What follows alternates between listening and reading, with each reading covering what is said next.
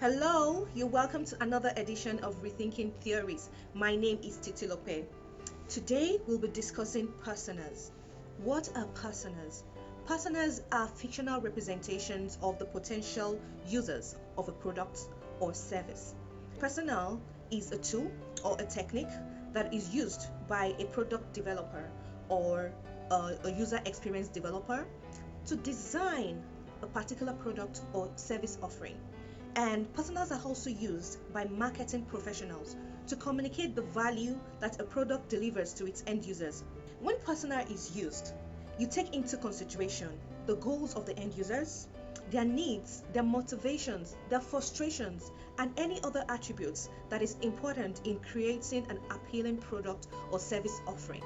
Personas are also used after a product is already designed and developed.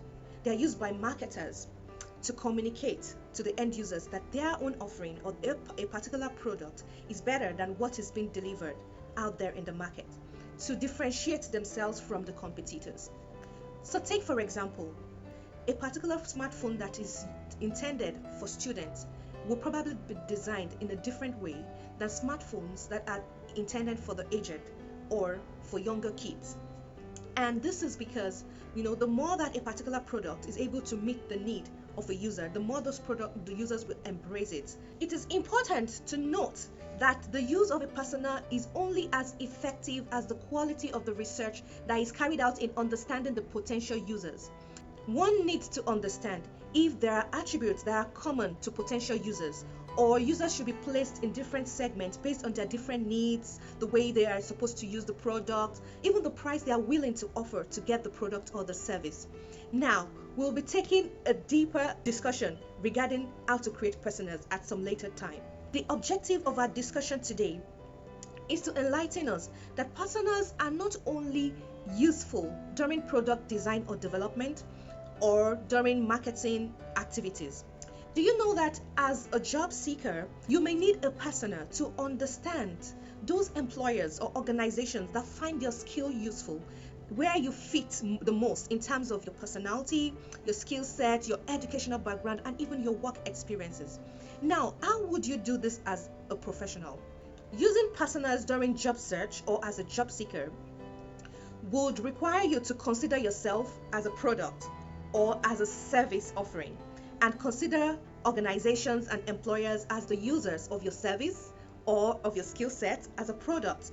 I mentioned that the bedrock of using personas is conducting research about the organizations that are likely to use your skill sets in terms of what you've gathered over the years, your educational background, the kind of projects you've worked on, and also the kind of experiences you've had even outside of work. There are a number of data or information that a professional could gather about organizations.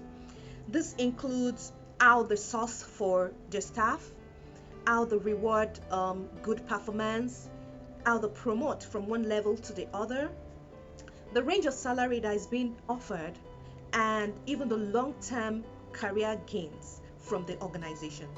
How do they motivate their staff? Do they motivate staff using financial, methods only? Is it by giving bonuses, vacation, higher responsibilities? Do these organizations, do they promote individual work better than teamwork?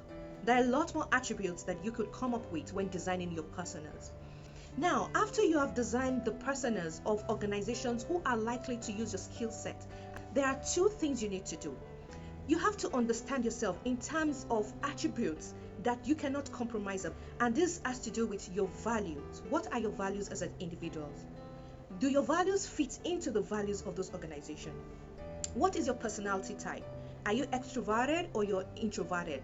These are attributes that you may not be able to influence so much based on your background, genetics, and life experiences. However, there's a second category of attributes that you could work on. Things like certification, your leadership style, your teamwork abilities could be improved upon so that you are a better fit or a better match for the particular organization that you are aiming to work in.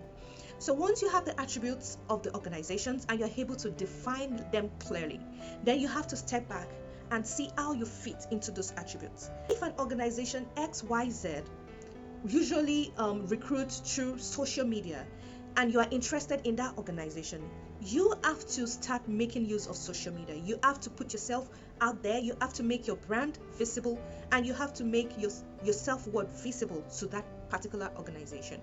If an organization love their staff to have certifications, then it should come across to you that you have the certification that is relevant in your field of work.